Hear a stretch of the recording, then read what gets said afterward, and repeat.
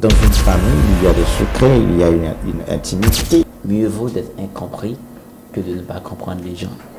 On était tellement motivés dans ce club, même dans les invitations, on avait l'habitude d'aller chercher les invités. Quelles sont les valeurs essentielles pour toi dans le business? L'homme en société est faux, mais quand il est seul, il est vrai. Tu as le droit de me poser une question. Pourquoi avez-vous choisi la communication comme domaine d'intervention? Elle est belle ta question. Et le salaire ne nous apporte pas vraiment de la sécurité.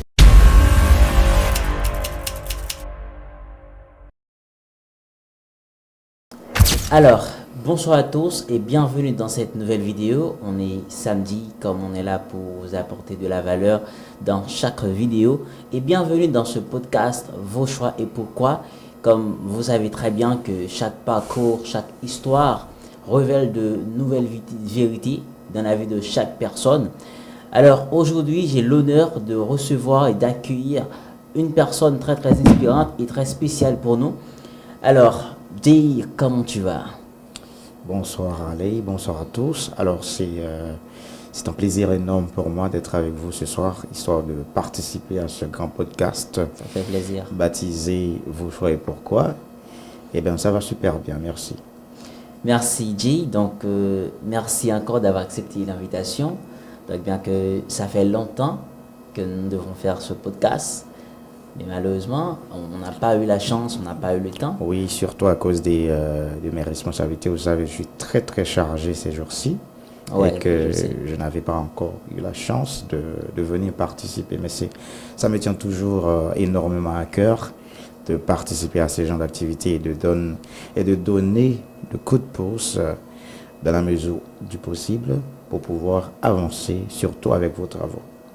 Ouais, je crois bien pour un petit promo de tes responsabilités, assurément comme je vois, il y a Global Sales, donc, qui est une entreprise, et je vois que c'est peut-être l'une de tes responsabilités qui t'empêche de trouver la paix en quelque sorte avec le temps. Et exactement, parce que c'est à peine lancé et que ça demande beaucoup de temps, beaucoup d'attention, justement pour voir comment vont les choses, les activités, les clients, etc. Nous avons des responsabilités énormes, des investisseurs qui nous attendent, voilà, des clients qui sont satisfaits, qui commencent par être satisfaits, mais voilà, que nous devons continuer à satisfaire. Et c'est pourquoi je me suis donné à fond pour que cette entreprise continue à bien marcher. Ouais, je crois que ça séduit bien. Et déjà, ça fait partie de l'entrepreneuriat qu'on va bien pouvoir parler, discuter de tout ça après. Mais pour ceux qui te découvrent, alors si on peut faire une petite présentation, donc c'est bien Jay Sandro d'Offly-le-Bain. Donc je ne vais pas tout simplement rester pour présenter et dire qui est Jay en vrai de vrai, mais je sais bien que peut-être Jay, il a quelque chose en lui qui est très importante. Et avec sa présentation, je te laisse pour ceux qui te découvrent, qui est Jay Sandro. Ben, Jay Sandro, c'est un jeune très motivé, très, comment je peux dire, qui a beaucoup de responsabilités, beaucoup de soucis pour la connaissance, tout ça. Je suis communicateur, j'ai une notion en communication, je suis coach en développement personnel, je suis MC Pro, ça veut dire je travaille en tant que MC professionnel, j'anime des activités culturelles et autres. Je suis entrepreneur.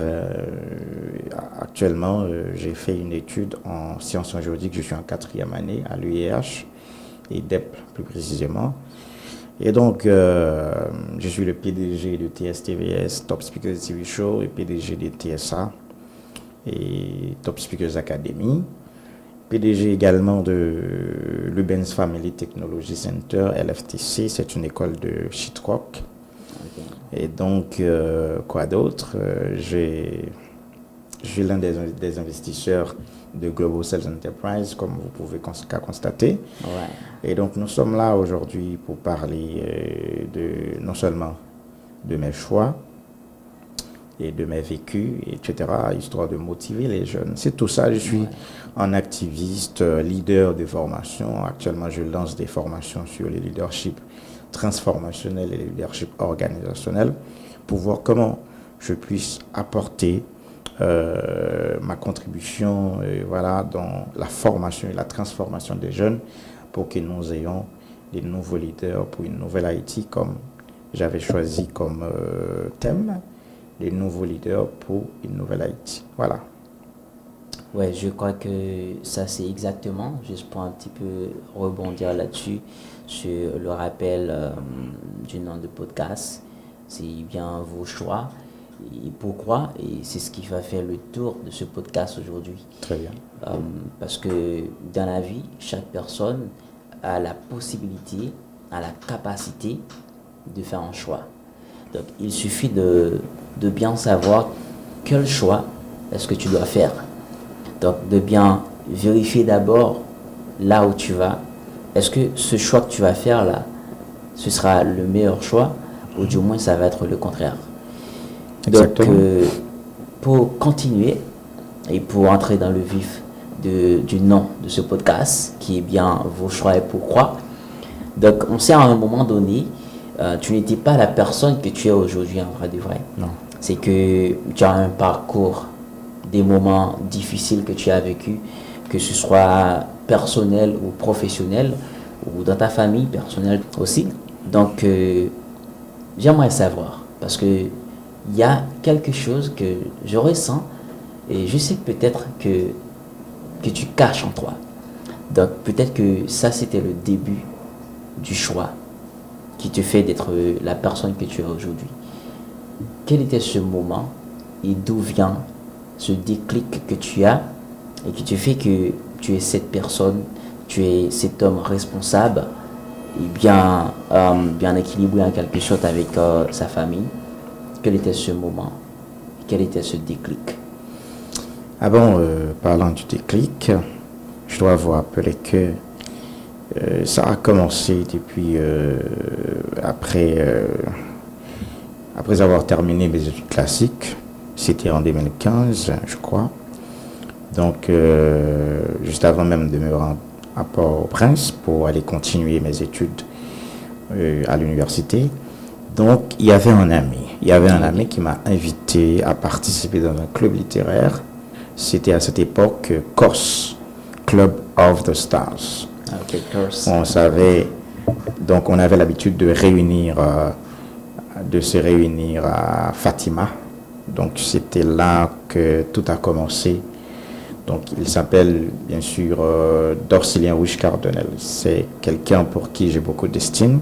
C'est avec lui que je commence par me lancer, non seulement dans le développement personnel, mais aussi dans la communication, la manière de prendre la parole en public, mais aussi dans le monde francophone, parce que avant ça, donc j'aimais lire, j'aimais faire de la lecture, donc la communication m'a tant passionné. Mais avec l'arrivée de cette invitation de la part de Dorcilien Rouge-Cardonnel qui m'a invité, donc j'allais découvrir quelque chose de très important. C'est l'importance de savoir communiquer, l'importance du français aussi en Haïti, parce que vous savez, même si c'est encore une langue étrangère, mais le pays fonctionne en français et en créole. C'est quand même commercial aussi. Exactement. Ouais. Et donc, j'allais comprendre comment est-ce que le français est très important. Et je me suis dit, bon voilà, je dois me former. Je dois me servir de ce club pour me former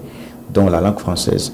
Donc, à cette époque, nous avions comme prof, comme guide, M. Max Hémogène Saint-Ange.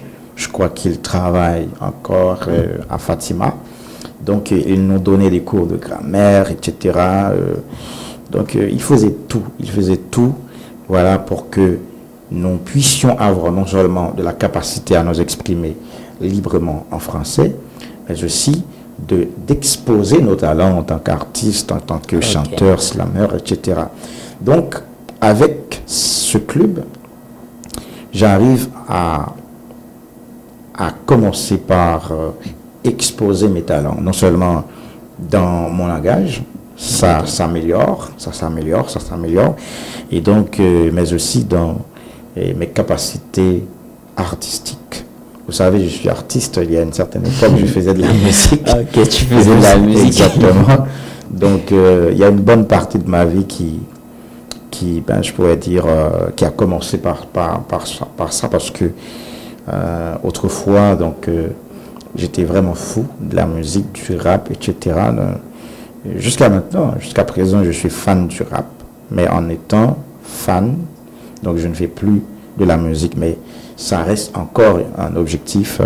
Voilà, donc je cherche des stabilités, je cherche une stabilité, et quand j'arrive à être stable, donc je vais me retourner sur cet objectif.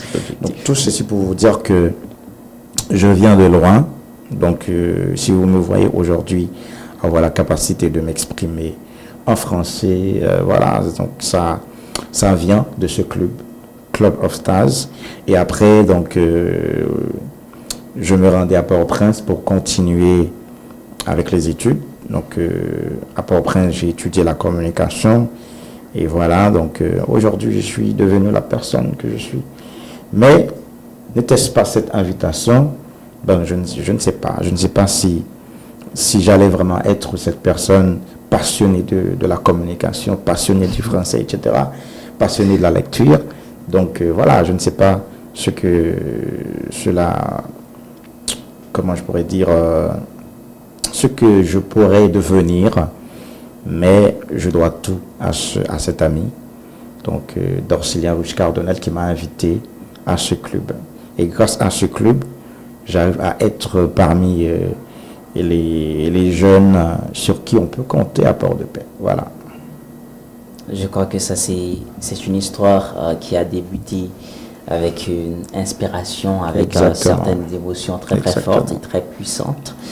Et déjà, ça m'inspire parce que, comme je le disais, tu es un mec, moi, j'inspire beaucoup de toi depuis qu'on s'est rencontrés, il y a environ 1 an.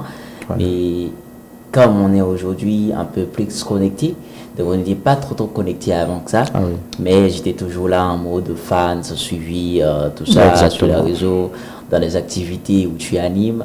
Donc j'étais toujours là pour admirer cette personne, cet animateur, voilà, qui met du feu dans le public. Donc ça c'est sûr. Donc avec ce choix que tu as fait, donc, tu as vu que c'était un bon choix pour toi au début. Exactement. Mais ce qui m'intéresse encore là, c'est comment est-ce que tu as grandi avec ce choix. Bien que tu as fait un choix passionné par la communication, la musique, au début tu étais artiste. Et je me rappelle bien qu'il y a un artiste que je connais et que je crois bien que tu l'aimes très bien, c'est Ormandy. Je crois qu'il y avait une dernière musique, lui. Je voyais que tu aimais bien cette musique. Ah oui. Et ça montre un peu comment est-ce que tu es passionné de la musique. Bon, à vrai dire, j'aime pas seulement Wendy, j'aime tous les artistes haïtiens. Que ce soit les artistes qui font du compas, qui font du rap, j'aime tous les artistes, pas seulement Wendy. Ouais, ça c'est du bien. Il y en a d'autres. Mais il y a des favoris. Par exemple, dans le rap, mon artiste préféré, c'est toujours Phantom. J'ai beaucoup de respect pour lui, pour ses réalisations, pour sa consistance, voilà, pour sa présence. Et voilà, c'est en légende. Ouais, un légendé dans son game. Exactement. Ouais. Et comment est-ce que tu as grandi avec ce choix que tu as fait au début?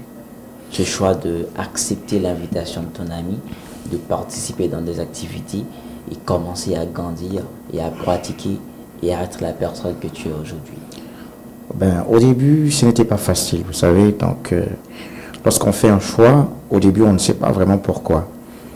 Et on a tendance à décourager donc, au cours de route. Donc, je pourrais même vous raconter une petite histoire, un petit anecdote qui fait rire souvent, mais ça reste toujours dans ma tête, vous savez. Donc, pour la première fois, lorsque c'était pour ma première fois d'aller participer à COS, donc Max Hémogène, qui était notre prof à cette époque, il nous a donné comme obligation de nous exprimer en français, peu importe nos erreurs, peu importe nos fautes de grammaire. Et donc je commence, lorsqu'on a procédé par la présentation personnelle juste avant d'entrer dans le fond du sujet. Et donc, lorsque c'était mon tour de parler, de m'exprimer, etc., de dire qui je suis et dire pourquoi je choisis de venir participer à COS, c'était vraiment difficile de pouvoir m'exprimer, de dire même bonjour en français. Et donc, je commence par, comment je peux dire ça, par dire n'importe quoi. Donc, je parle, j'utilise les mots comme bon me semble, voilà. Et lui, en ayant pitié de moi, donc il me dit, ben voilà, je sais, je peux comprendre, comme c'est à peine débuté. Alors, si vous n'avez pas encore la capacité de vous exprimer en français, pas la peine de continuer en créole. Donc moi, qui vois que, ben voilà, ce ne sera pas vraiment génial de commencer en français pour finir en créole, eh bien, je continue à dire des salades. Obligé de risquer. Je continue à dire des salades et puis ben, je m'assois. Mais après, je me sentais très mal dans ma peau. Vous savez, en retournant chez moi, donc Dorcilien me dit, écoute mon frère, aujourd'hui tu commences avec beaucoup de difficultés, mais un jour tu seras capable de t'exprimer librement. Ne fais pas cette tête, d'accord? Et donc je l'ai écouté, je continue.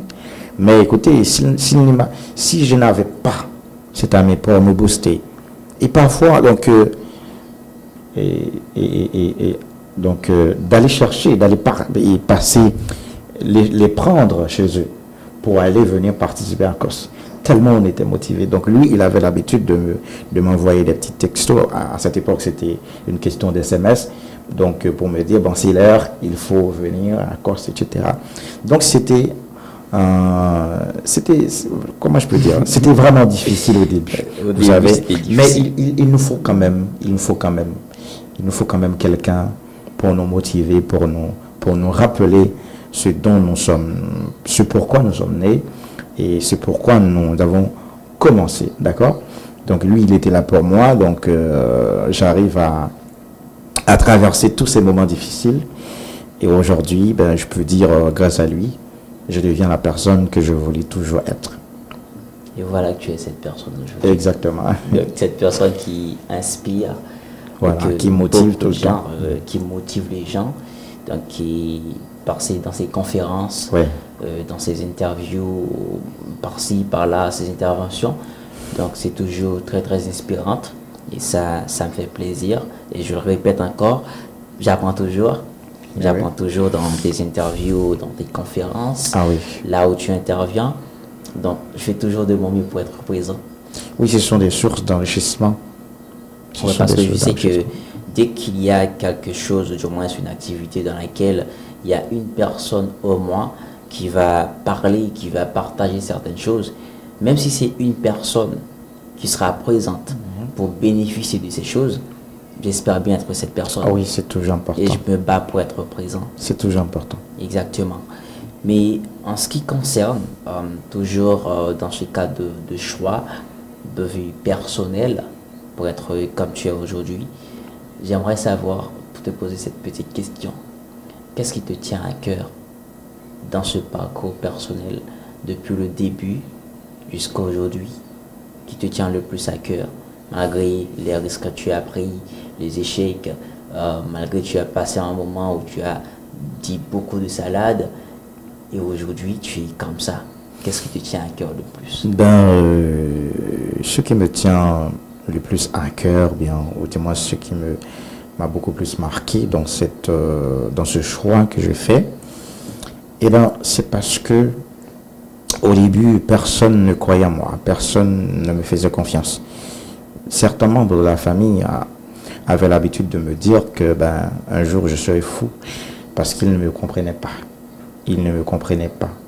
Ils ne comprenaient pas pourquoi je lis toujours, j'ai toujours en main un ouvrage, vous savez, donc je suis toujours en train de faire la lecture, les débats, ça m'intéresse tout le temps, et donc les émissions de télé qui enrichissent l'esprit m'intéressent tout le temps.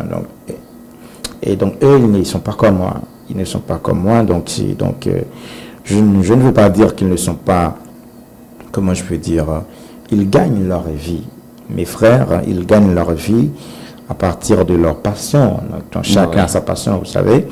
Donc, mais moi, j'ai fait ce chemin, je peux dire, tout seul parce que il n'y a pas un autre frère. Il n'y a pas un qui a pris ce chemin, voilà, qui décide de faire ce chemin avec moi. Mais ce qui m'a plus marqué dans cette histoire, c'est parce que je crois que c'était en 2019 ou 2020, 2022, je ne m'en souviens pas. On m'a invité pour aller animer un spectacle, une cérémonie de graduation à l'UV, Université Valparaiso. Donc c'était mon ami Bentley Charles, donc il faisait partie de la promotion qui allait être graduée. C'était la promotion Félix Morisseau Leroy. Et donc il m'a choisi comme MC. Donc à partir de ce choix, après avoir fait ce choix, donc les membres les autres étudiants ne voulaient pas que ce soit moi. Donc vous savez, il leur a dit, écoutez, je fais ce choix, c'est parce que je sais ce dont il est capable et je crois qu'il va vous impressionner lors de cette graduation. Et donc j'avais déjà l'habitude de présenter les cérémonies, vous savez, mais à ce jour, à cette époque, en ce jour très spécial où il y avait la présence des grands enseignants, des grands profs de l'université, le recteur était là, donc il venait du Canada pour aller assister, pour assister à cette cérémonie de graduation, donc la responsabilité était énorme. Donc, eh bien, à partir de ce moment, je me suis dit une chose. S'il a fait choix de moi, c'est parce qu'il sait ce dont je suis capable. Il sait de quoi je suis capable. Eh bien, je vais donner des résultats, je vais impacter au maximum.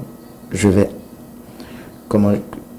impacter au maximum le jour de cette cérémonie de graduation.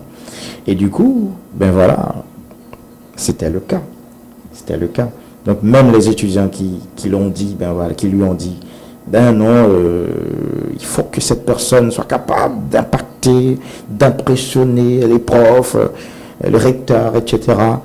Donc eux, ils ont commencé par m'applaudir. Voilà. Je dis, bon voilà, c'est ce que nous voulons vraiment.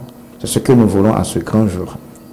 Et du coup, ça m'a vraiment marqué. C'était extraordinaire. Donc je n'étais plus moi-même sur scène. Je voulais donner, je voulais satisfaire au maximum. Non seulement mon ami qui a fait choix de moi, mais aussi toutes les personnes qui ont été présentes à ce jour. Donc, ça a augmenté non seulement ma confiance, mais aussi mon estime de moi-même. Voilà. Ouais, je crois que ça, c'est hyper important, très très important.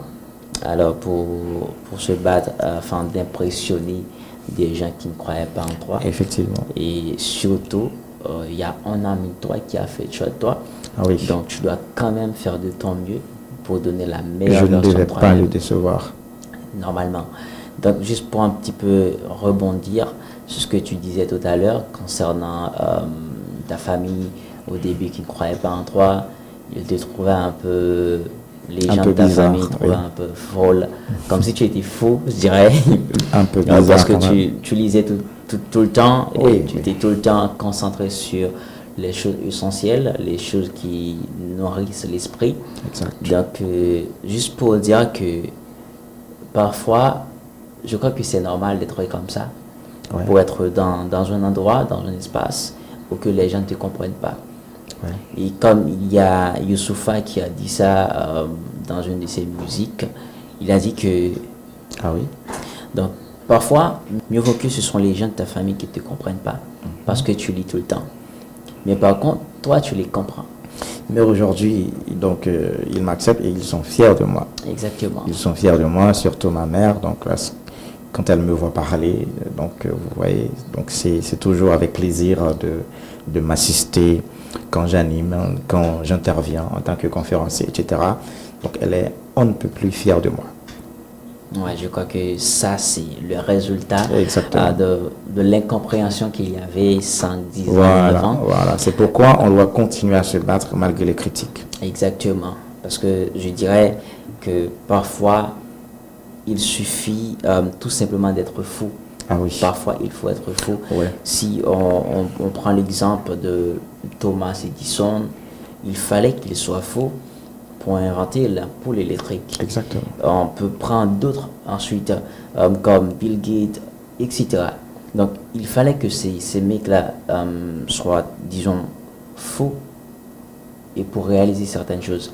Car on peut dire dans un sens que seuls les faux réalisent de grandes choses. Exactement. Alors, en réalité, on n'est pas fou, mais c'est le désir de réussir qui nous rend fous.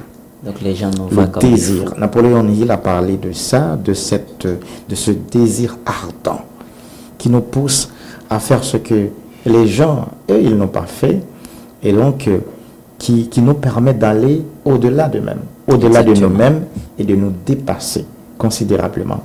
Donc c'est le désir ardent de réussir dans un domaine qui nous fait paraître comme fous, d'accord? Mais on n'est pas fou en réalité. Non, en réalité, on n'est pas fou en quelque sorte. Mais comment est-ce que tu vois ou tu considères l'équilibre qu'il y a entre ta vie perso et ta vie professionnelle? Ben, il y en a toujours, parce que je n'expose pas trop souvent ma vie personnelle, ma vie familiale. Vous savez, donc, il y a un piège qu'il faut éviter aujourd'hui, de se faire paraître à tout prix. Ouais. Moi, en tant que professionnel, donc je vends mes activités, je vends cette personne, Jay Sandro, c'est mon nom professionnel. Je me vends comme communicateur, conférencier, coach et entrepreneur, etc. Donc c'est ce que je fais tous les jours sur mon statut, sur mon story de Facebook, dans les posts, sur mes pages, etc. Mais c'est pas trop souvent que j'expose ma famille, ma femme, ma petite fille, etc. Ils ne sont pas. Donc ce ne sont pas des choses. Ce ne sont pas des choses, ce ne sont pas des objets. Exactement. C'est une famille. Et donc entre qui, d'accord, il y a des choses qui ne doivent pas être révélées. La personne que je suis aujourd'hui, alors la personne que je suis avec vous maintenant, cette personne qui est en train de vous parler là, c'est pas celle-là qui est à la maison. Lorsque je suis à la maison, je suis différent. Exactement. Vous voyez, donc lorsque je suis à la maison, je suis père de famille, je veille sur tout, je veille sur ma fille, etc., ma femme, notre petite sœur, etc. Mais quand je suis dans la rue, ben je suis le Jay Sandro que tout le monde connaît. Avec vous, je suis le Jay Sandro, mais à la maison, je ne suis pas Jay Sandro. Tu es le père de famille. Comme ma femme a dit tout le temps, on n'est pas vrai quand on est. Ouais. Je crois qu'elle a raison de dire ça. Elle a raison. Oui, elle a raison parce que on est obligé quand même de faire semblant. Pas faire semblant dans le sens négatif, dans le sens péjoratif. Mais je crois que en tant qu'humain, en tant que personne, en tant que personnalité publique, on a tous une vie personnelle et que l'on ne devrait pas exposer à tout le monde. D'accord? Exactement. Donc, nous avons tous notre histoire secrète. Vous savez, donc je ne suis pas venu ici pour tout dire. Vous savez? Ouais, exactement. Donc, et bien voilà, ce qui fait la différence, ce qui fait l'équilibre entre ma vie professionnelle et ma vie personnelle. Donc, je garde cet équilibre. Quand je suis à la maison, quand je dois parler de ma vie personnelle, je sais ce que je dois dire, je sais ce que je ne dois pas dire. Ouais. Quand je dois parler de ma vie professionnelle, je sais ce que je peux exposer, je dois exposer, etc. Et ce que tu ne peux pas exposer. Que je ne dois pas exposer. Donc, c'est un bon professionnel doit avoir également doit avoir la capacité de faire cet équilibre et de faire la différence entre lorsqu'on est père de famille, entre lorsqu'on est père et lorsqu'on est professionnel. On est professionnel. D'accord? Et il faut chercher cet équilibre. Non seulement la vie professionnelle ne doit pas prendre le dessus sur la vie personnelle, mais aussi la vie personnelle ne doit pas prendre les dessus sur la vie professionnelle. Quand je suis au travail, je suis au travail. Mais quand je suis à la maison, je suis à la maison. Voilà. Donc, je crois que l'être humain, et comme disait ta femme, Oui. donc je trouve qu'elle a vraiment raison. Oui. Donc, l'homme en société n'est pas l'homme à la maison. Non, non, pas du tout. Donc, c'est deux personnes différentes. Exactement. Et je crois que c'est beaucoup plus... Mais écoutez, il y a des valeurs. Il y a des valeurs qui sont partagées. Qui sont partagées. Il y a des valeurs, même si on reste à la maison, on reste la même personne. On est la même personne au fond. Au fond, on est la même personne. À la maison, je suis un homme de principe très strict sur des valeurs. Donc, il y a des choses que je n'accepte pas, ni à la maison et au travail. Donc, les valeurs, c'est ce qui a fait de moi un homme. D'accord? Vous savez, tout homme a ses valeurs. D'accord? Ouais. Donc, ces valeurs restent les mêmes. Même si je suis à la maison, même si je suis au travail, c'est toujours la même personne. Mais parlant de la responsabilité, quand je suis au travail, je suis responsable en tant que gestionnaire, en tant que communicateur, en tant que coach, etc., en tant que conférencier. Mais quand je suis à la maison, je suis responsable en tant que père de famille qui veille sur une famille. D'accord? Exactement. Et je crois que ça, c'est du potentiel à l'intérieur, en quelque sorte. Ah, oui. Je fais des potentiels comme ça. Mais j'aimerais... Alors, c'est une très belle question, une très belle partie dans laquelle on pourrait inviter les gens à ne pas faire cette erreur, d'oublier leur famille, d'oublier leur vie personnelle, d'oublier leur vie familiale pour se concentrer uniquement sur leur vie professionnelle. Écoutez, tout est important dans la vie. Exactement. La famille, rien ne peut remplacer ça. On peut tout perdre. On peut tout perdre en étant professionnel, mais sa famille reste sa famille. Donc, même si tu travailles aujourd'hui 8 heures, etc., tu travailles 16 heures, mais il y a un moment, on doit laisser un moment pour sa femme, on doit réserver un moment pour sa femme, sa fille, son garçon, etc. Donc, ouais, sa famille, son foyer, c'est très important. Donc, parfois, oui, il peut toujours y avoir de variations. Par exemple, lorsque je travaillais sur ce projet, donc certainement, il y a certaines périodes que je n'avais pas vraiment assez de temps pour ma femme. Mais on s'entend, d'accord? Ouais, on s'entend, on communique. Donc, elle sait sur quel projet je travaille en ce moment. C'est un projet qui me prend beaucoup de temps, d'accord? Eh bien, elle me comprend. Ma fille également, donc quand j'arrive à avoir un peu de temps, donc je leur donne ce petit temps. Je leur donne ce petit moment, donc je passe un moment avec eux. C'est très important parce que la famille, ça compte. Oui, la famille, ça compte. Et je crois bien que dans une musique, je ne me rappelle pas bien le nom de l'artiste, où il a dit que comment ne pas parler de la famille alors que la famille, c'est tout ce que nous avons. Donc là, il montre que l'importance de la famille. Oui. Et ça nous inspire de l'importance de la famille. Comment est-ce que la famille, elle est importante et qu'on ne doit pas la négliger. Mais dans tout ça, et dans ton parcours, dans tout ce que tu as vécu jusqu'à aujourd'hui, quel est le rôle de ta famille dans ton parcours, dans tout ce processus, dans tout ce parcours, ce que tu as vécu? Quel est le rôle de ta famille dans tout ça? Alors, parlant du rôle de ma famille dans ce grand parcours, quand l'artiste dit que la famille, c'est tout ce que nous avons, je crois qu'il a raison. Parce que, vous savez, derrière chaque grand homme se cache une femme qui lui tend le bras. Ouais. Et donc, ma famille joue un grand rôle. Parlant de ma famille élargie, et ben, ma mère, depuis que je suis né, vous savez, donc elle prend soin de moi.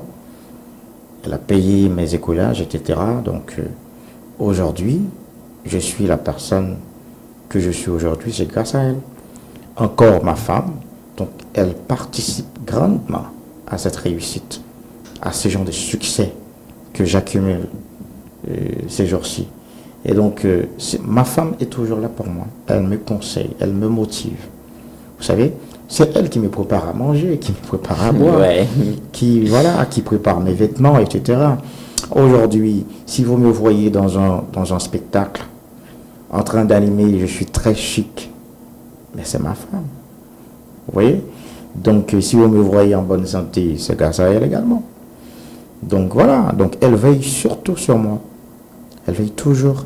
Et dans ce parcours, et ma mère, mon père également, ma femme, donc, ces personnes-là jouent un rôle crucial dans ce succès, dans ma réussite en tant que jeune. Il est vrai que j'ai beaucoup d'autres objectifs à atteindre, d'accord? Le parcours, ça commence à peine. Ouais, Mais ça écoutez, commence à donc, peine. je ne suis plus là où j'avais commencé. Je ne suis plus là où j'avais commencé, j'avais débuté. Et donc, je suis sur le chemin de ma réussite. Je continue à avancer grâce à Dieu. J'ai des personnes, des amis, donc, voilà, qui me motivent tout le temps, et ben, qui me rappellent que je suis leur modèle, qui me disent, écoutez, il faut avancer parce qu'on croit en vous. Et bien voilà, donc ma femme également, elle est toujours là pour moi.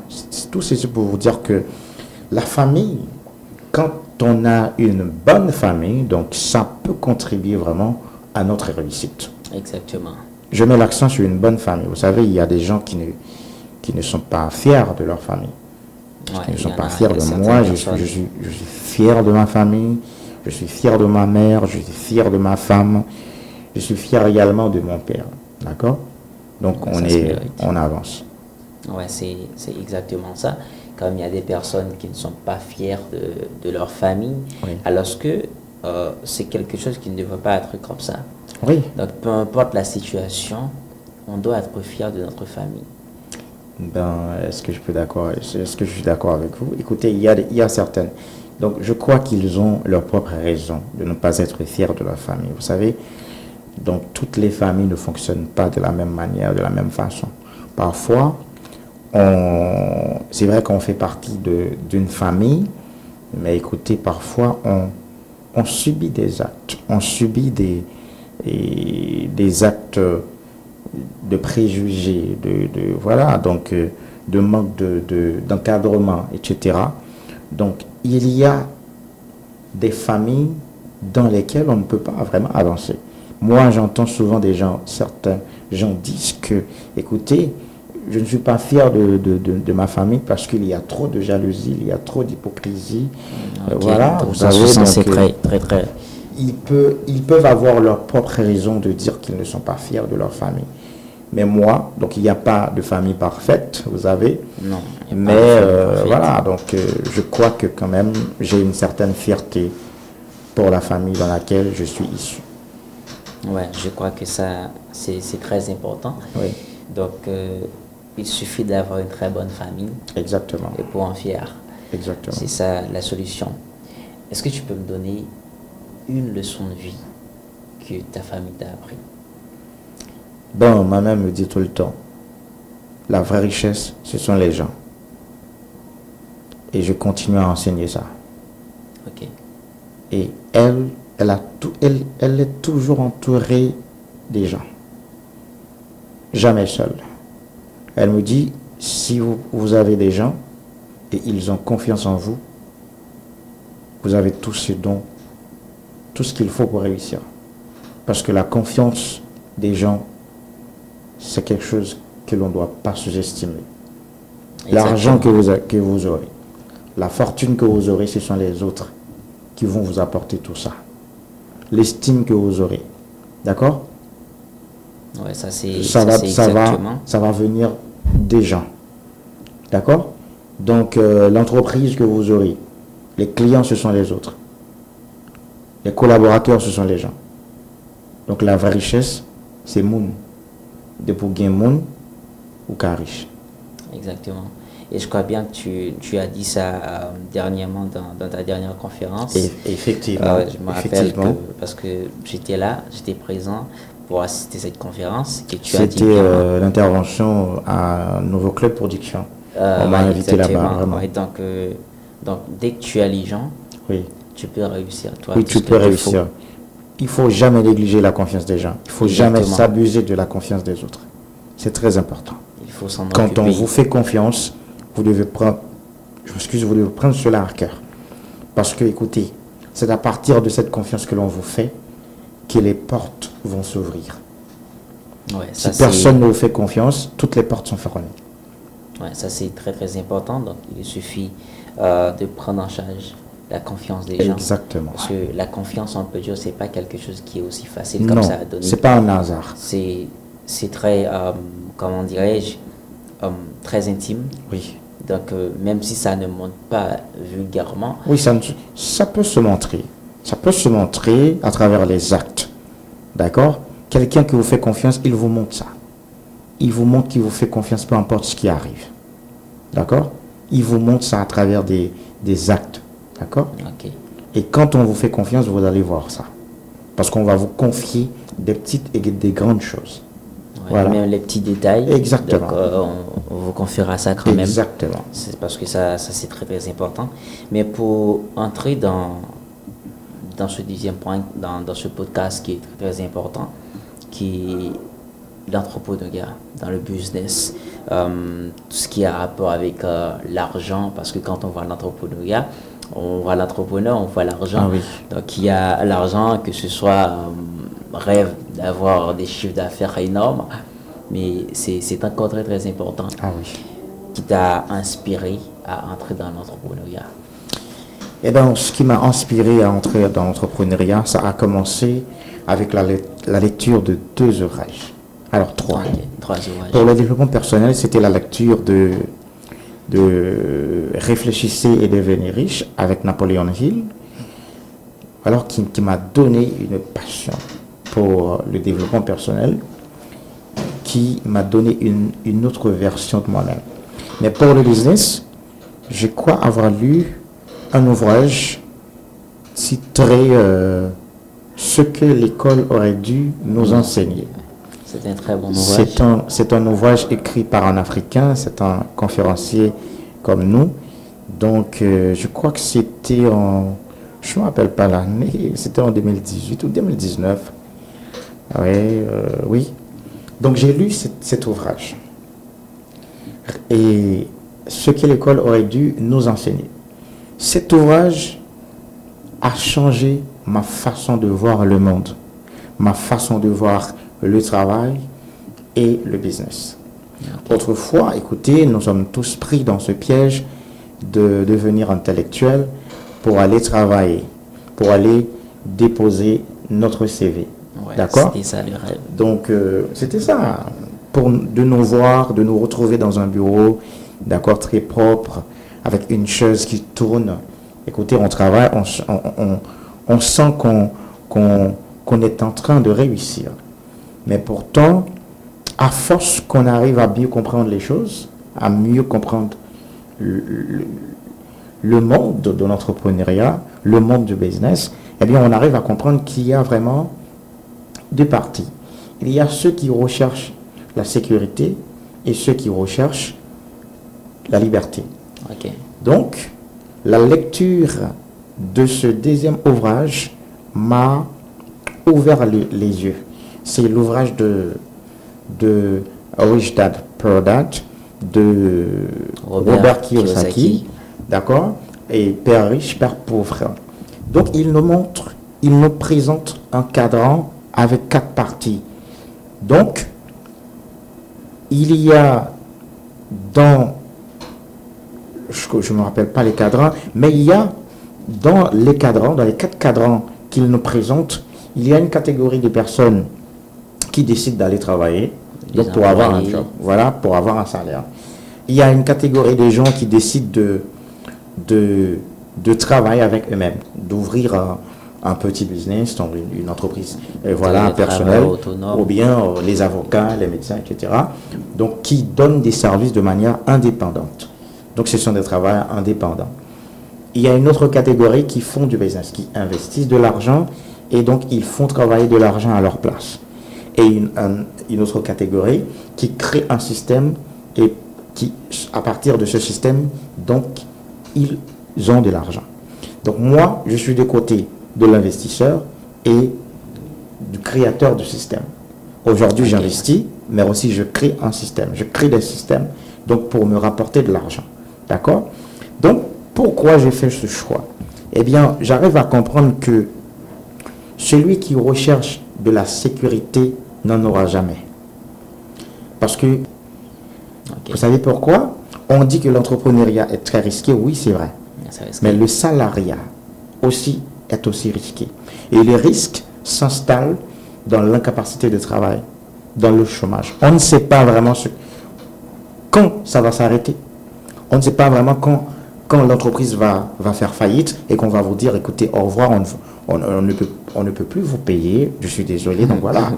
Donc, eh bien, c'est très risqué également. Il est vrai que la sécurité que l'on cherche donc, réside dans le fait qu'on a un salaire tous les mois, tous les fins. À la fin du mois, on a un salaire fixe qui nous rejoint. Mais écoutez, le risque, premièrement, c'est l'inflation. On a un salaire fixe, mais écoutez, il y a la hausse des prix généralisée. Il y a les marchandises, les objets, voilà, les aliments, voilà. Donc tout ce qu'on achète, leur prix augmente de manière considérable. Exactement. Et pourtant, on travaille et on touche un salaire, on a un salaire fixe. Ça, c'est un problème qui crée le risque du salariat. Et le deuxième, c'est la retraite. Donc, en Haïti, est-ce qu'on peut parler vraiment de la retraite? Je crois pas. Donc, est-ce qu'on a vraiment un système qui prépare la retraite des gens qui travaillent vraiment, qui se donnent corps et âme dans le travail? Quelqu'un qui travaille de 18 ans à 60 ans. Est-ce qu'on a vraiment un système de cotisation, même si on a tout sur le papier? Mais écoutez, dans la réalité, est-ce que les gens vraiment atteignent, est-ce qu'ils arrivent vraiment à atteindre cette étape dans leur vie, la retraite, comme on le voit à l'étranger, comme on le voit aux États-Unis d'Amérique? Une fois on était fonctionnaire, et bien voilà, en arrivant à l'âge de la retraite, et bien voilà, on prend sa retraite et on a une pension qui nous soutient. Ce sont les cotisations, ce sont les impôts, les taxes, etc. Les cotisations. Oui, exactement. Que l'on utilise pour nous soutenir en retour. Mais écoutez, est-ce qu'on a vraiment un système pour ça en Haïti? Je ne crois pas. Donc, c'est un risque. Il y a la maladie également, il y a l'accident du travail. Il y a beaucoup de choses. La maladie, donc voilà, donc ce sont des risques sociaux, voilà, qui pèsent sur nos activités en tant que professionnels. Il y a beaucoup de risques dans le travail, dans le salariat. Eh bien, les entrepreneurs qui ont bien compris ce problème, donc, ils disent, ben voilà, pour être libre, la seule chose que l'on doit faire, c'est d'investir au maximum. Et que l'argent que l'on investit va continuer à travailler même si on ne travaille pas. Même si on ne travaille pas, on dort, on gagne. On dort, on gagne de l'argent. C'est le revenu passif. Eh bien, une fois on a des actifs qui nous donnent de l'argent, eh bien, on n'a pas besoin d'aller travailler. On n'a pas besoin d'aller travailler. Mais au début, ça va être vraiment difficile parce que le monde entrepreneurial n'est pas facile non plus. Mais ça nous donne de la liberté. Une fois on arrive à être stable, on est libre de partir en vacances. On est libre d'aller faire des études. On est libre pour passer du temps avec sa famille. Écoutez, parce que on a des gens qui travaillent pour nous. Exactement. Lorsqu'on est entrepreneur, ce qu'on fait, on garde son temps, on achète le temps des autres avec de l'argent. Mais pour acheter le temps des autres, il faut de l'argent. D'accord? C'est le business qui donne de l'argent. Le business donne de l'argent, il donne de la liberté. Il donne du temps également. L'entrepreneur, il entre au bureau quand il veut. Il sort quand il veut. Mais écoutez, le salarié n'a pas ce droit, n'a pas ce pouvoir. D'accord? Eh bien, ça nous donne ce qui me motive, les valeurs, mais voilà, c'est la liberté, c'est de l'argent, et aussi c'est l'estime, ça nous permet de grandir. L'entrepreneuriat n'est pas seulement une question de création d'entreprise, mais ça nous permet également de devenir des créateurs, des gens qui apportent de l'innovation, des gens qui créent, qui changent les conditions de vie des gens, des autres. Ouais, ça c'est important. Qui créent, qui innovent, qui apportent de la valeur ajoutée. D'accord? qui réfléchissent et qui changent la vie. Et bien moi, je ne voulais pas faire partie de ceux qui consomment, mais je voulais faire partie également, je voulais faire partie de préférence de ceux qui créent. Il est vrai que nous, les entrepreneurs, nous consommons. Mais écoutez, lorsque vous faites partie de ceux qui consomment seulement, vous êtes pauvre. D'accord? Ouais, vous êtes très très pauvre. Exactement. Parce que celui qui consomme, il achète en permanence. Mais celui qui crée, il vend en permanence. Et c'est ça la différence. Et là, on voit la grande différence entre celui qui achète et celui qui vend. Il est toujours mieux de se battre pour être le vendeur. Exactement. Ça, c'est très, très, très important pour être le vendeur au lieu d'être tout simplement l'acheteur. Les entrepreneurs sont les vendeurs. Exactement. Ce sont des vendeurs d'idées, des vendeurs d'innovation, des entrepreneurs sociaux. Ils vendent. Ouais. Les entrepreneurs commerciaux également, ils vendent. Ils vendent quand même. Il faut qu'il y ait quelque chose. On doit avoir quelque chose, soit un service, un produit. Et les millionnaires, ils sont millionnaires à partir de ça, à partir de la vente. Pas de la consommation. Ouais, exactement. Mais dans ton parcours d'entrepreneurial, en tant qu'entrepreneur, donc tu as vécu des tas de choses, même au début, donc ça n'a pas été toujours facile. Donc c'était toujours des hauts et des bas. Et je crois qu'il y a beaucoup de gens qui ont commencé dans ce game de dire bah, je vais être entrepreneur, mais au fil du temps, ils s'arrêtent. Peut-être que c'est parce qu'ils négligent que la vie d'entrepreneur, c'est pas aussi facile et que c'est des hauts et des bas, des hauts et des bas. Et pour eux, ils pensent tout simplement que ce n'est que des hauts. Et quand ils font face avec le bas, et là, ils laissent tomber. Et j'aimerais savoir comment est-ce que tu as survécu, comment est-ce que tu as vécu toutes ces choses quand, disons, l'échec, tout ce que tu as vécu comme de mauvaises expériences pour toi, les échecs, les doutes. Comment est-ce que tu as vécu tout ça? Eh bien, voilà, écoutez, l'entrepreneuriat, c'est pas. Lorsqu'on se dit entrepreneur, on ne se vend pas. On ne se vend pas. Donc, il y a une réalité derrière ce mot. Être entrepreneur, c'est une vie mélangée d'échecs et de succès. Ok. On fait du succès de manière continue. On lance, on échoue, on se relève, on avance jusqu'à ce qu'on arrive à réussir. Et c'est ça qui nous permet de grandir. Ce sont les échecs qui nous apprennent, d'accord, que l'entrepreneuriat n'est pas fait pour tout le monde. Non. Tout le monde ne peut pas être entrepreneur. D'accord? Il y a des gens qui sont faits vraiment pour être salariés. D'accord? Parce que, écoutez, l'entrepreneuriat, il y a beaucoup de pression. Quand on prend un risque que on n'a pas vraiment la certitude au début que ça va marcher, mais on en prend quand même. Ça, il faut une mentalité pour ça. Ouais, accepter de prendre le risque.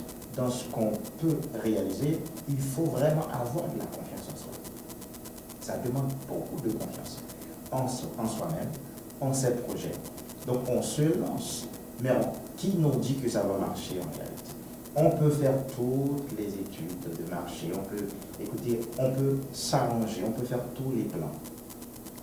Mais la réalité nous dit, il y a des choses que seule la réalité va nous apprendre. Ouais, ça c'est clair. Donc, on peut toujours avoir un bon plan d'affaires, on peut toujours avoir un très bon budget, on peut toujours avoir un très bon objectif, un très bon projet. Mais écoutez, la réalité, c'est une autre étape. Et donc, l'entrepreneuriat n'est pas fait pour tout le monde. Parce que les risques, il faut non seulement savoir prendre des risques, il faut savoir calculer les risques que l'on prend. Et pour cela, il nous faut des compétences, d'accord? Des compétences en matière de comptabilité. Si on n'a pas cette compétence, il faut s'entourer des gens compétents, il faut mieux s'entourer, d'accord? Pour réussir en entrepreneuriat. Et la deuxième chose, je pourrais dire que ça a des étapes. Le début, le début de l'entrepreneuriat, c'est pas l'étape où l'on doit se vanter, être entrepreneur ou voilà. Il faut quand même avoir de l'expérience dans ce domaine. Ce sont les expériences 50. qui vont faire de nous l'entrepreneur à succès que l'on va considérer. Aujourd'hui, donc je vois passer beaucoup d'entrepreneurs au niveau de la ville de Port-de-Paix qui étaient vraiment à une certaine époque en flèche, ces entrepreneurs que l'on pouvait prendre comme exemple, d'accord, mais malheureusement qui échouent soit par manque de compétences, soit par manque de connaissances, écoutez, soit par manque d'expérience également. Moi, étant jeune, je suis passionné de l'entrepreneuriat, et bien j'ai fait beaucoup d'expériences. La première expérience que j'ai fait en entrepreneuriat, je voulais ouvrir un car wash. Je voulais ouvrir un car wash où l'on nettoie les véhicules, les motos, les voitures, etc. Donc, vous savez, la première étape de l'entrepreneuriat, on doit être conduit par l'émotion, le désir. Ouais, le désir d'entreprendre. Et il y aura une deuxième étape où l'on va être plus rationnel dans les investissements lorsqu'on commence par avoir de l'expérience. Mais au début, on est émotionnellement motivé. On est très motivé, on veut se lancer, peu importe le prix. D'accord? On se lance. Moi, je vois qu'il y a un espace. Je trouve un espace. Et du coup, je commence par me sentir vraiment motivé pour investir dans ce domaine de car wash. Et du coup, ce que je fais, je paie le loyer. Je paie le loyer pour 1 an. Je paie le loyer pour 1 an sans savoir où je vais trouver le matériel, écoutez, pour nettoyer les véhicules. Cette petite machine, vous savez. Ouais. Donc, le matériel que l'on utilise pour nettoyer, pour donner le service. Pour donner le service, c'est ça. Sans savoir où je vais trouver quelqu'un pour travailler, écoutez, je paie les loyers. Ça, c'est l'émotion qui me guide. Ouais, l'émotion te guide. Qui allait se passer? Eh bien, ce qui allait se passer, mon frère, c'est que, donc, quelques mois, 1 mois, 2 mois, 3 mois écoulent sans que je ne sois encore prêt, non seulement pour acheter le matériel pour commencer, mais aussi pour trouver quelqu'un pour gérer ce projet. Et donc, en arrivant sur 6 mois, donc pour ne pas tout perdre, je suis obligé de rencontrer le propriétaire d'espace pour lui dire, écoutez, je ne vais plus pouvoir me lancer dans ce domaine vu à certaines difficultés que je rencontre. Donc mieux vaut que vous touchiez les 6 mois qui sont déjà écoulés et me donner le reste. C'était une grave erreur. Au lieu de faire ça, si j'avais de l'expérience, je devais me trouver d'autres personnes pour investir avec moi. Exactement. Ça m'a appris 2 leçons. La première, avant même de réfléchir à louer un espace pour un business, il faut commencer par acheter le matériel. D'abord. Ça, c'est la première chose à faire. Si j'avais acheté le matériel au premier lieu, même si les 6 mois écoulent, même si 1 an écoule, je pourrais louer ce matériel en retour. Ouais. D'accord? Je pourrais utiliser, je pourrais commencer même chez moi. Je pourrais commencer même à la proximité de chez moi. Vous voyez la différence? C'est qu'avant même de commencer, de vous dire, écoutez, je vais payer un espace pour vendre des provisions alimentaires. Avant de payer l'espace, mieux vaut de commencer par investir dans les provisions alimentaires pour voir comment ça marche. Est-ce que ça rapporte vraiment? Vous pouvez commencer chez vous. Ouais. Peut-être que quand le business accroît, d'accord, quand il y a vraiment du progrès dans le business, eh bien, les profits vont vous permettre de louer un espace pour vous installer considérablement. D'accord? Ce sont les profits que vous devez utiliser pour aller louer un espace. Si vous n'aviez pas encore un budget pour ça.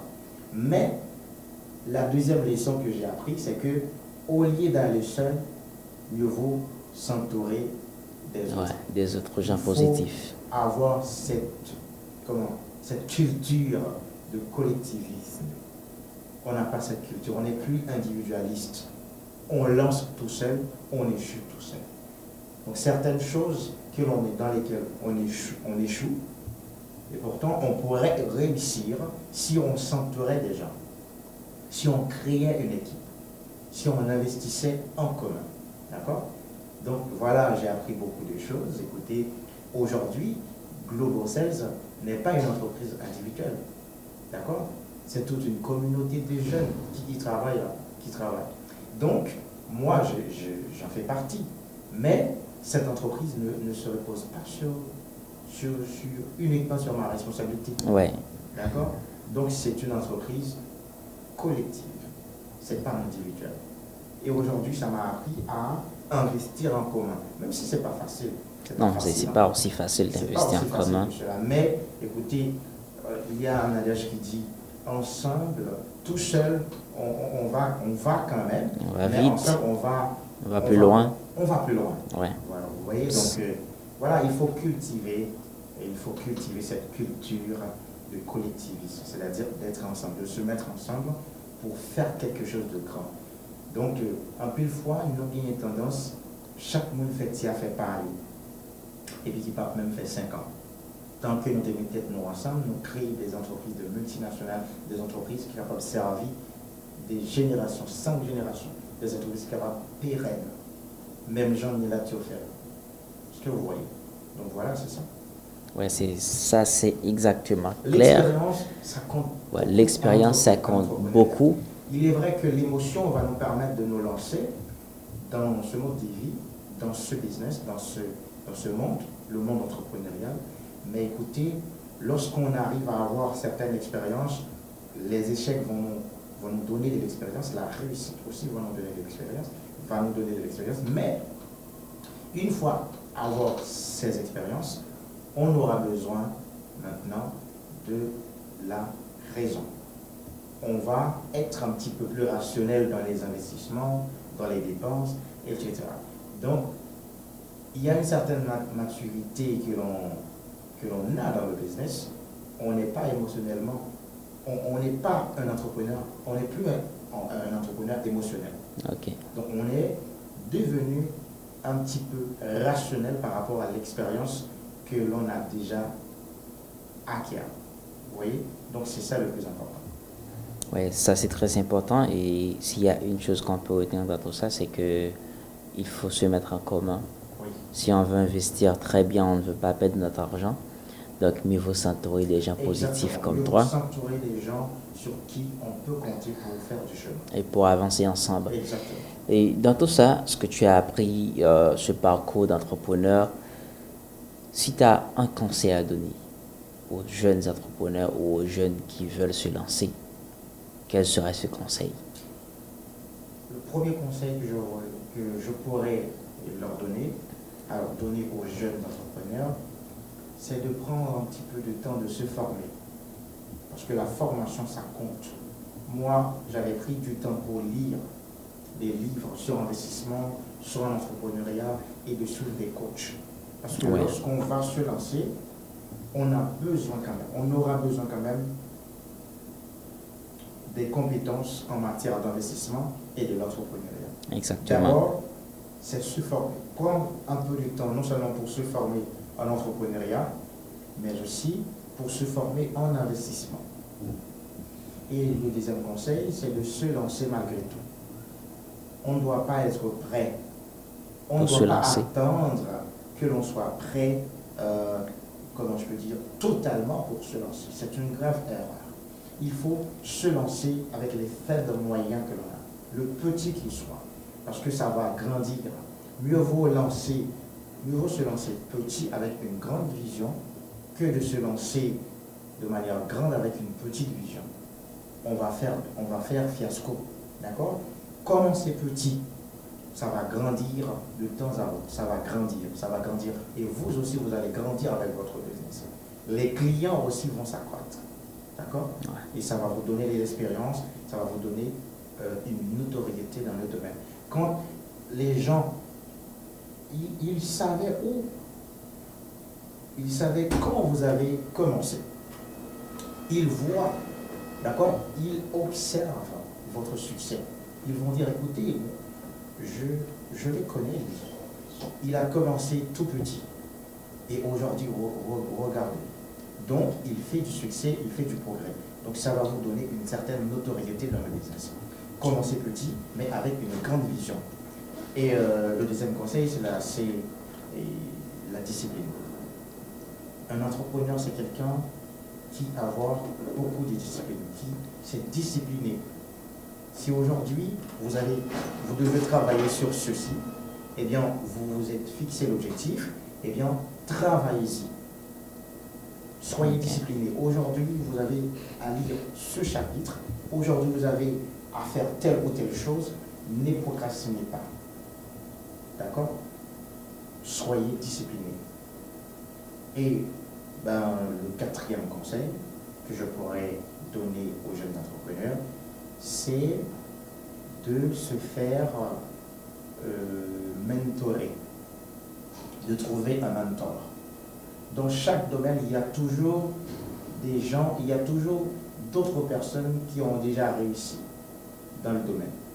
Dans chaque domaine, il y a toujours des mentors et qui sont prêts à guider, qui sont prêts à encourager, à orienter les jeunes, les débutants. Ouais. Donc, si vous voulez vous lancer en entrepreneuriat dans le secteur de service, eh bien, vous voulez donner du service, vous voulez vendre du service, donc contactez celui que vous voyez réussir dans ce domaine. D'accord? Contactez-le, donc, et il va vous inculquer, d'accord? Il va vous inculquer ses expériences, ses vécus, ses conseils, ses réussites, ses échecs.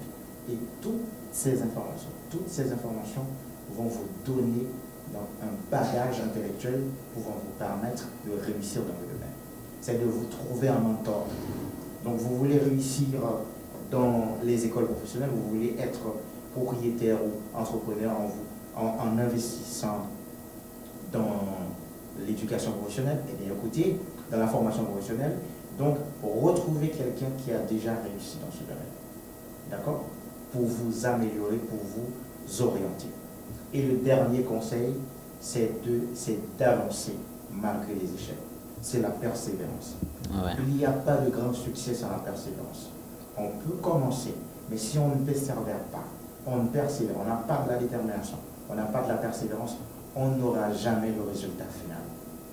Personne ne sait ce dont il est capable sans la persévérance. Il faut persévérer. On commence toujours avec l'imperfection, on commence toujours avec le doute, on commence toujours avec le manque de connaissances, manque de compétences, manque de bagage intellectuel, manque d'orientation. On commence toujours avec ces genres de choses. Ce manque. Mais écoutez, la persévérance, c'est ce qui va nous permettre de réussir malgré tout et d'aller au-delà de nous-mêmes. Et lorsqu'on arrive à réussir, on ne va pas réussir seulement pour soi-même. Le monde va voir que vous réussissez dans ce domaine. Port de Paix va voir que vous réussissez dans ce domaine et on va vous prendre comme modèle quand on veut se lancer dans ce même domaine. D'accord? Voilà. Et même Haïti va vous voir réussir dans ce domaine. Donc, je dirais merci. Merci encore pour ces partages. Donc, c'est très, très inspirant. Donc, moi, je trouve beaucoup de choses. Et j'espère que c'est idem pour d'autres personnes. Les gens qui vont regarder ce podcast. Donc, ils auront beaucoup de choses à apprendre. Et pour finir, je dirais pour répondre, ce choix, c'est que d'abord, après avoir eu un déclic, le rêve, pas seulement personnel, mais d'inspirer, d'impacter, d'éveiller les autres consciences endormies, bien que comme peut-être le mien était comme ça auparavant, et Dieu merci, j'ai eu un déclic, donc je dois partager pour éveiller les autres esprits. Et pour partager, pour mieux partager, pour éveiller ces esprits, avant que ces esprits puissent convaincre par tes mots, par tes phrases, par ce que tu vas dire.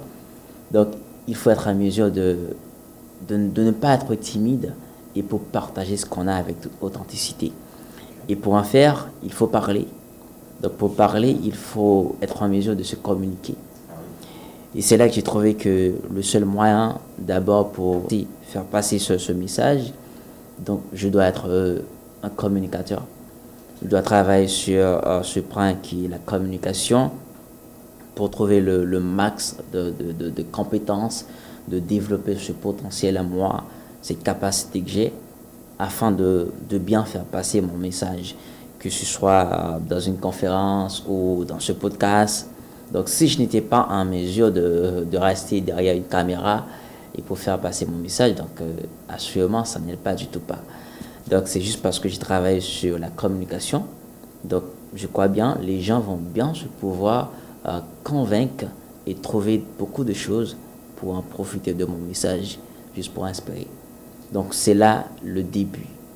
Donc la communication me permet bien de partager tout ce que j'ai, tout ce que je veux partager avec l'impact que je veux faire sur d'autres jeunes qui en ont besoin et pour éveiller ses consciences. Je ne sais pas si tu es satisfait de cette réponse. Oui, mais pourquoi ne pas être satisfait? Vous avez fait du bon choix parce que la communication est à la base de toute réussite en société. Parce que tout ce qu'on fait dans la vie, on le négocie. Et ce n'est rien que par la communication. Exactement. Bravo, bravo, c'est un très bon choix. Oui, ça me fait plaisir. Merci et merci beaucoup. Et je crois que cette question me tient à cœur, sincèrement, et que je vais encore réfléchir là-dessus parce que c'est très très important. Et pour finir avec ce podcast aujourd'hui, donc je te laisse la place pour placer ton dernier mot aux jeunes et aux personnes qui nous regardent. Dans ce podcast, pas dans la vie. Ouais, dans ce podcast. Dans ce podcast. Alors, dans le cadre de ce podcast qui s'intitule Vous choisissez pourquoi, et bien mes derniers mots, ce serait de vous dire de choisir une domaine d'intervention, de trouver votre passion, d'accord? Battez-vous pour réussir dans ce domaine d'intervention que vous choisissez. Et donc, en tant que communicateur de formation, je voudrais conseiller à tous les jeunes qui vont regarder cette vidéo de prendre au sérieux leur manière de communiquer, parce que c'est très important.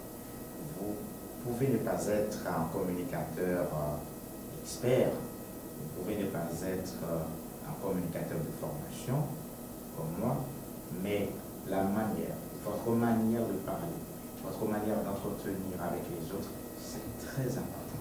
Parce que tout commence par là. Tout commence par la parole, même la création du monde. Donc, la parole a un énorme pouvoir.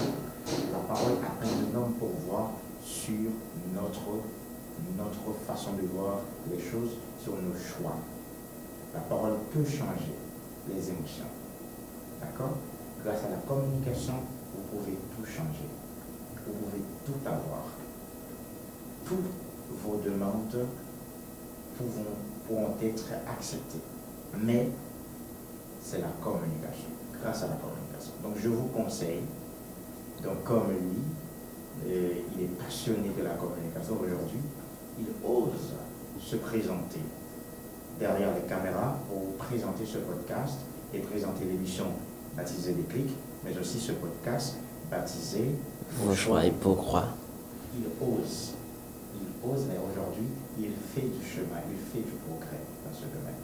Donc je vous conseille de vous former dans ce domaine. La communication est à la base de toute réussite. Même si vous êtes médecin, même si vous êtes avocat, vous êtes professionnel, etc., la communication est à la base de tout. Merci, à la prochaine. Merci à Jay, notre invité du jour qui était là dans ce podcast pour nous apporter beaucoup de valeur. Alors on dit merci. Et merci à vous aussi derrière votre écran pour regarder ce podcast. Donc ça nous fait énormément plaisir. Et n'hésitez pas à liker ce podcast si vous l'aimez bien. Et si vous n'étiez pas encore abonné à la chaîne, n'hésitez pas à le faire maintenant afin de ne pas rater les prochains épisodes dans ce podcast. Vos choix et pourquoi. C'est ce qui va te permettre dans ces podcasts de bien comprendre certaines choses et de trouver la valeur qu'il vous faut. Merci, c'était toujours Roosevelt. Suivez vos rêves, ils connaissent ce chemin.